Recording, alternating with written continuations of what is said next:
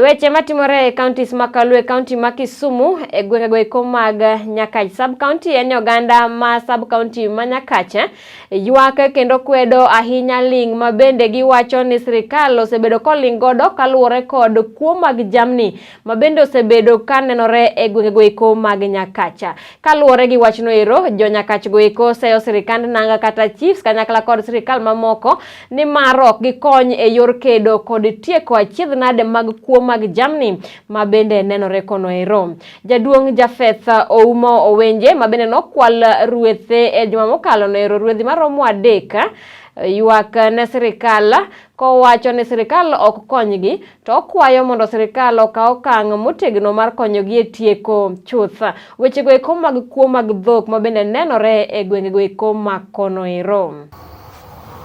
Nyaka ne wachak bedo Nyakach ka. Kuo tinde timore, kuo mar fitina. Koro gimomiyo wacho ni chon kata ne kwalo kata jokuoge ne lipo kendo ne gikwalo dhok e Nyakach ka, ma tinde kuo ma Nyakach tinde ng'eny. Koro ka wacho ka uwinjo ka wan ka, to kuo ni tinde olowa nikech ndalo moko lal, ndalo moko osebiro machiegni. To joma kwalowa jothurwa gin mana jowa, nikech wan gi broka, nikech onge ng'ama nyalo kucho Rift Valley kabiro kaluoka to gikwalo dhok. Ere ka ging'e ni ng'ato nigi dhok kata dhok madongo kata dhok matindo. Koro anyiso usaro ni kata ng'ato biro wuoyo kong toke bang'a, to nyaka ung'e ni kuo makae kwadwa tieke to wabedo serious, nikech lang'ogi ok gilowa, nikech wabedo wan chuo. Gin dhok giketo nindo laro, to mekwa mwaketo negi security ma wagero negi nyaka udi. Beti mana an godo, beti kata beti ukanyal tinga, aonge kwe. Apidho dhiang' ta amadho sitrungi. Awuotho lak gi chonga ka ng'ama muofu. Dhiang' apidho to ukanyal tiyo godo. Nyachako pur nyoro. Sana adwa chako pur gi lweta. Aol atimra nade. Aduma wuodo wuor.